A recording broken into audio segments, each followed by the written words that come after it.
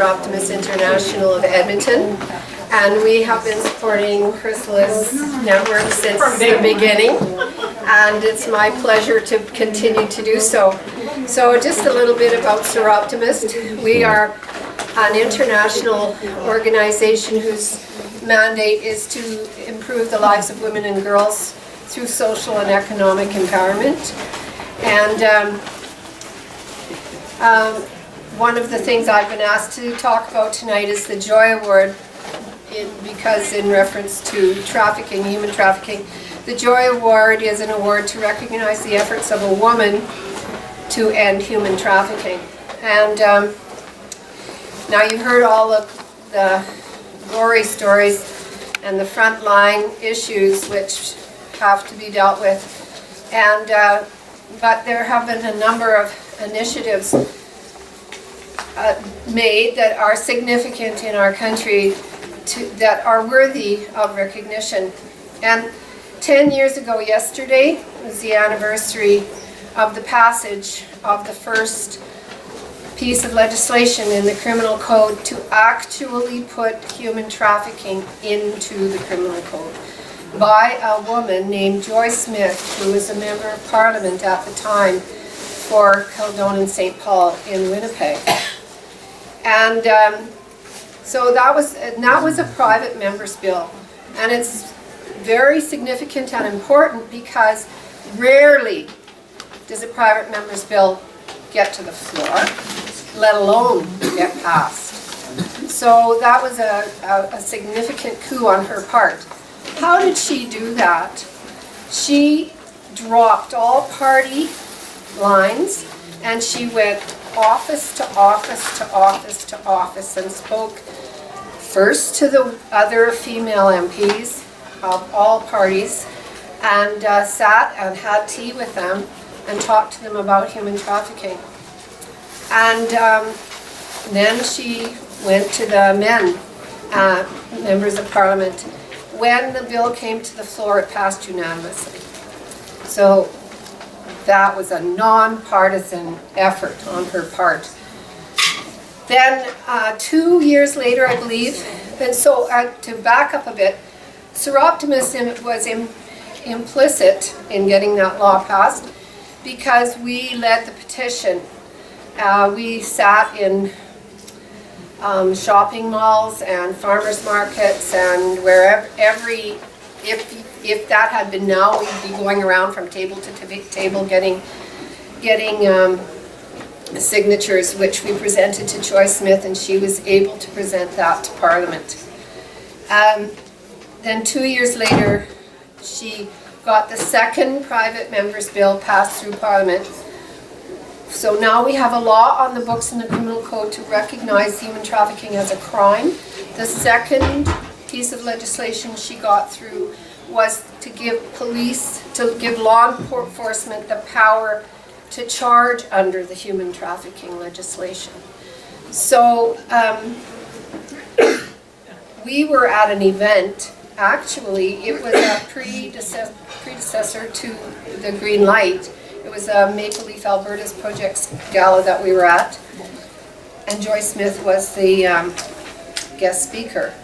So as we were sitting at the table, listening to her speak, I'm totally moved by her story.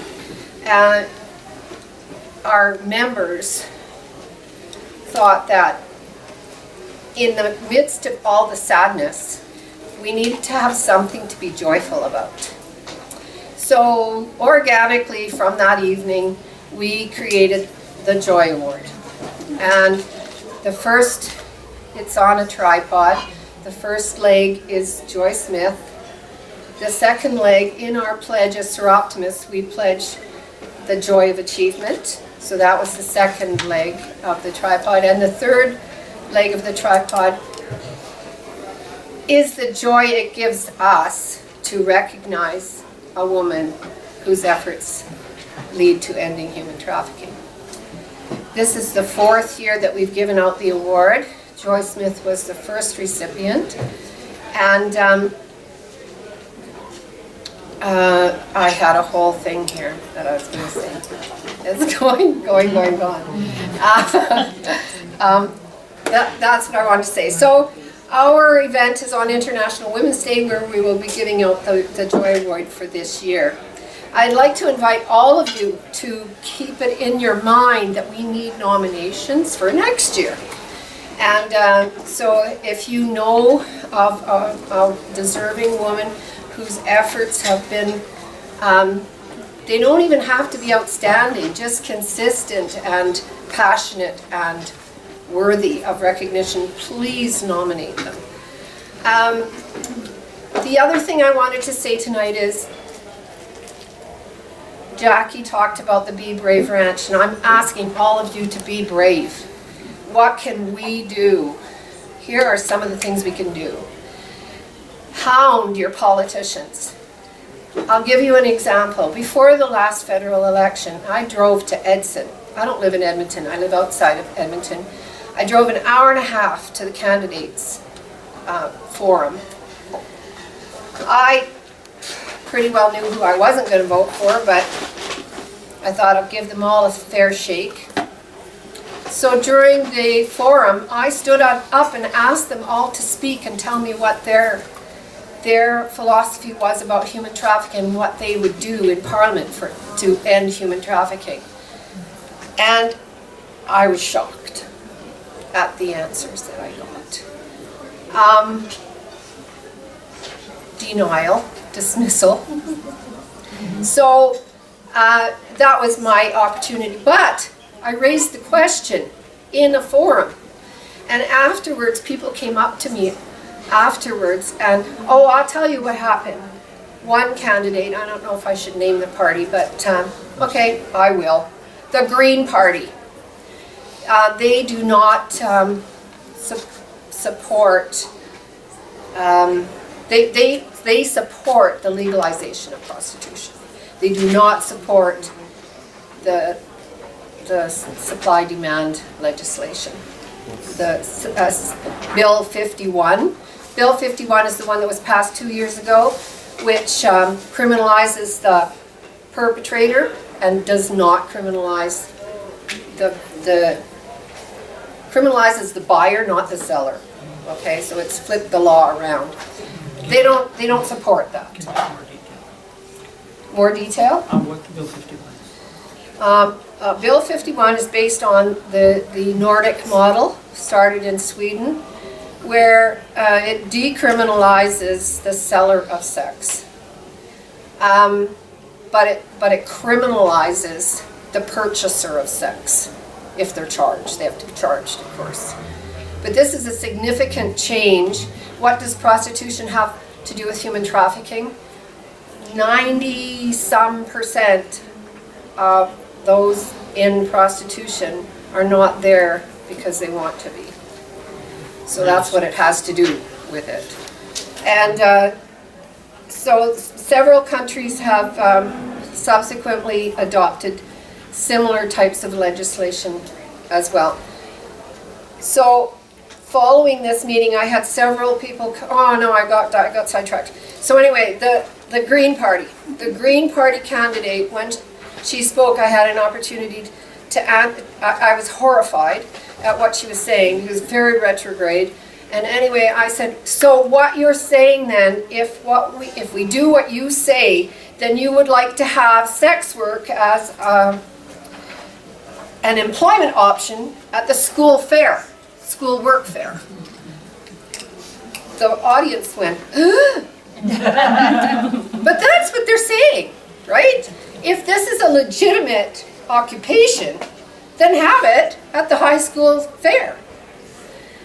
So several people came up to me afterwards and thanked me and bombarded me with questions, so I gave them places to go on the internet to get more information.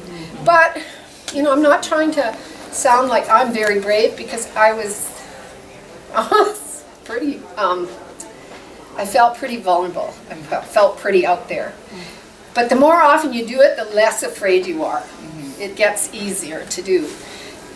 You have to hound your politicians at every level And Seroptimists do.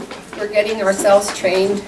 We're always at, that's the first question on my lips when I talk to a politician, because that's where we're going to necessitate the change. That's who has to listen to us. And they need to get tired of listening to us so that they'll actually do something. Start petitions. The other thing you can do is talk in your circle of friends, I know, and family. I know in my family, I get the old eye roll because they don't want to hear about it. What did you call it? Learned helplessness. Learned helplessness. They isn't there a hockey game on? You know, that they don't want to see that it's happening. But I hold their feet to the fire. And I don't let them get away with misogynistic comments or ill-advised comments. And it's just become a lifelong passion for me. And I'm going to sit down now because I could go on all night. But you just have to be brave. You just have to do it. Hold the politicians, hold your family, hold your friends, hold all their feet to the fire and say, what are we going to do about this? Thank you. Oh, thank you very much, Carrell. Also, Jaynne of Seroptimists International for challenging each and every one of us to become personally engaged to work together to solve modern-day slavery. You lead with vigor and tenacity to the advocacy you do. Give them a round of applause, please. Excellent work. Gladly, we have next an insight to the Maple Leaf Center in Ukraine. Sylvania Kernesky of Nashi actively worked with orphanages in Ukraine for 17 years or more. Sylvania, with Betty Lawrence, received the People of Courage Award from the Governor General of Canada for the entrepreneurial leadership in helping the underprivileged in Ukraine. 2017 is Nashi's 13th anniversary as an unpaid charity team, raising funds to prevent human trafficking for orphans in Ukraine. On their behalf, Tymofiy will speak. Welcome, Tymofiy. Hawrysh. I'm going to invite Jaynne, who's going to assist me with this. You know Jaynne Carre, who's on our board, and also the president of Seroptimists International of Edmonton. The Maple Leaf Center is active since the fall of 2014. It's a place where girls can be healed of the precious lost childhood. Though thousands will not be saved, these particular girls will. To date, younger and younger girls are being targeted and groomed for the sex trade. And we want to ensure that our girls, the ones in the Maple Leaf Center, are not trafficked but a gift to the world. The Maple Leaf Center is different from orphanages in Ukraine in these particular ways. Orphanages are usually isolated from the community. The Maple Leaf Center is integral with it. They even propose a library to be used for the community, where there is no library in the village of Stoyanov. Many orphanages, children are found malnourished, often given a minimal education and no skill-based courses and no encouragement for the future. At the Maple Leaf Center, all girls receive balanced, healthy nutrition, proper medical attention, are schooled in the village, and receive extra tutoring if needed. The most important factor our girls know is that the Maple Leaf Center is their home and they are part of a family. Special care is being taken to heal those girls from an institutional or abusive environment. They are given their daily household chores and assist in the Maple Leaf Center garden plot. Children within the community are welcome at the center, providing a home-like environment. This is a bright beacon of hope for the young people who have never known anything but misery. It is a model that can be replicated globally. Here's an example of a girl who joined there a year and a half ago. Ivanka joined the Nashi family at the Maple Leaf Center. Her story is tragic but common to many children growing up within the orphanage system. Knowing she was being abused and neglected in an orphanage, our director of the Maple Leaf Center began the paperwork to have Ivanka released to our care. She left the orphanage with only the clothes she was wearing and no personal possessions. Her hair was full of lice and she was unkempt. Though healthy, she was diagnosed as being malnourished. The first step was to take her to the store for clothing and some personal possessions.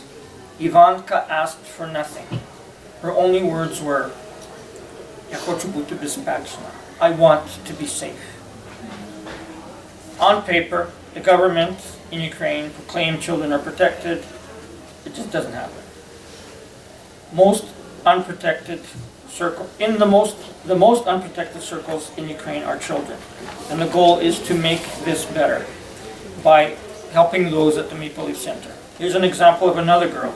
The story of Sophia begins with an introduction to her bedroom. She said, "This is not my room." After several attempts at reassuring her that this is her room, he finally told us, this is not my room because the bed is too big. It was explained to her that this is her new home and she would eventually grow into the bed, and it really was hers. Later that day, she was overheard saying, "I have my own room and my own bed." We would like you to assist us in contributing in whatever way you can to the Maple Leaf Center, and Jaynne is going to give an update that Savalia sent just today. Thank you, Timothy. Yes, Savalia just emailed this to me at noon today, and she's a wonderful woman who lives in Saskatoon and is with Nashi, and she leads tours every year, I believe, to the Ukraine, to the Maple Leaf Center. And Emily here has been 4 times, and my mother and I are going this year, so I'll be able to tell you more about it in June. But this is what she says. Currently we have 13 girls and are awaiting another one in a month.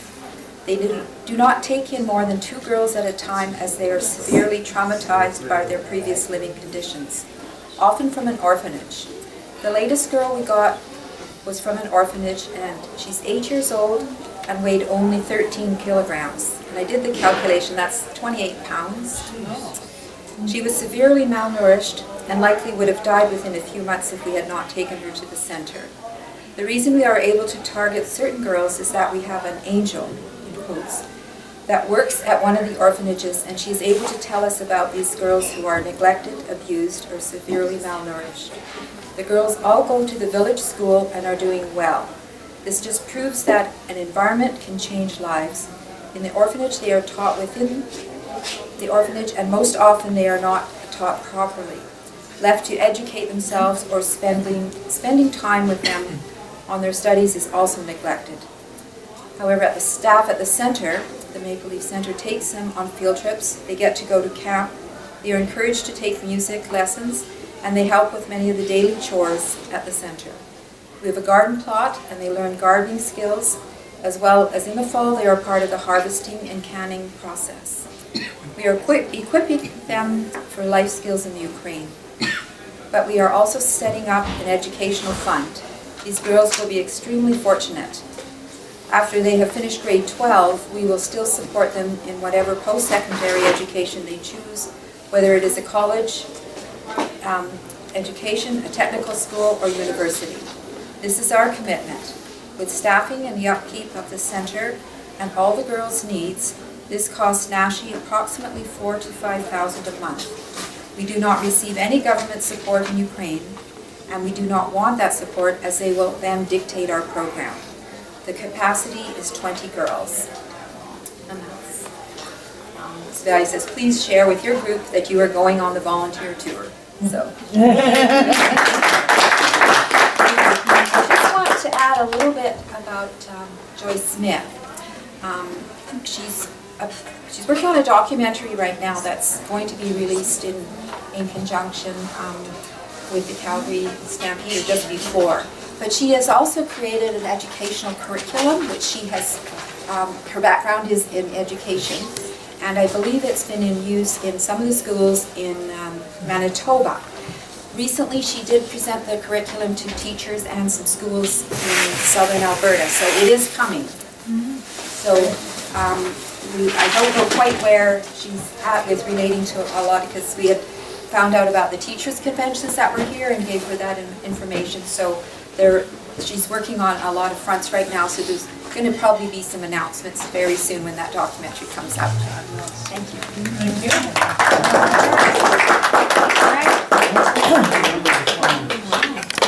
That's the end, but thank you very much, Timothy and Jaynne, for sharing with us.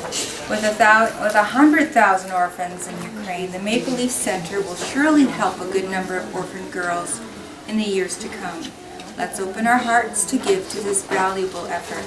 We invite you to make a donation to Nashi for the Maple Leaf Center. Every girl helped is another life saved. As you may have already noticed, the silent auction items have already been pulled, and they may be paid for by checking out at the back of the room with Barbara. And also, just inform now, we have a little game to play. We have the floral arrangements on the table, and whoever you're sitting with, you can guess whoever birthday is the nearest takes the arrangement home. So if you want to play that game,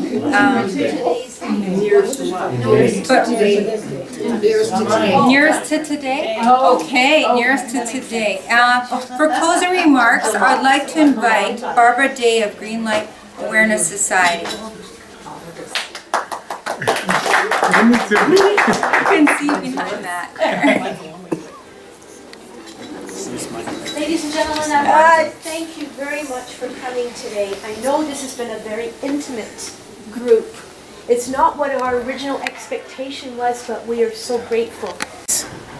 And we want this voice and this communication to transcend not just tonight, but tomorrow, next week, in Edmonton, Alberta, Canada, and beyond.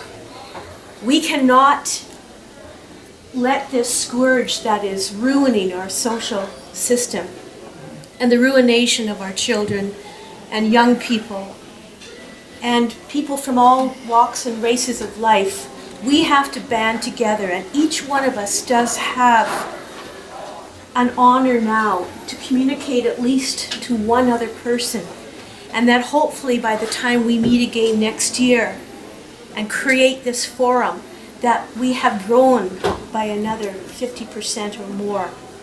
So if we can communicate what has happened here tonight and how it has changed us, because this is profound talk, it's profound knowledge and profound information that we need to get out of these four walls and to bring it out into the community. And especially to those people who want to live with blinders on and don't want to recognize that this exists. And all we have to do is walk outside these doors. It exists right out there in the parking lot, the hotels that surround this building, and everywhere else in this society. So tonight, we've created a fellowship and a friendship and some real powerful relationships that we need to bring into the forefront. But I want you all to know too that there's only 4 people that have been working on this event tonight. There's only 4 people that sit on this board of the Greenlight Awareness Society. We need all of you to now, please, if you wish to join us, we need you to come on board with us too. We have Tymofiy, Hawrysh, who is our president. And we have Jaynne, who is our treasurer. And Carrell, who is our secretary. And me, I just fill in all the gaps. We do need volunteers, because in order for us to grow and for this awareness to grow and for all of us to band together, we would love it if at least one person could come on board with us tonight. I know there's been a lot of conversation that has happened throughout the course of this evening, wondering who we are and what we are. We are a small group of passionate people that are working together to try to eradicate human trafficking and prostitution here and beyond. There's a few things I'd like you to take away. I know that there's been other takeaways about talking to the government, but I have a couple more that I would like to add as well. First of all, we need to address the brokenness in our own lives in order to understand what this message is all about. To oppose the legalization or total decriminalization of prostitution. To support gender equality and human dignity in every one of our daily lives. And to directly ask the men in your life if they do pay for sex. Challenge those who make sexist jokes and remarks in your workplace, at home. Educate others about human trafficking. Question the norm of sex for sale. Seek freedom from a lifestyle of consumerism. I mean, that is one of the biggest scourges out there. What we see in the pages and on television and on our internet and our iPhones and iPads is absolutely horrendous. And support groups that are involved in human trafficking. Advocate for laws to decriminalize the selling of sex and criminalize the buying of sex. I thank you all for being here. These messages will continue to resonate for some time, today and tomorrow in our lives, and hopefully that we can share what we've learned tonight. And I thank all of you for being here today.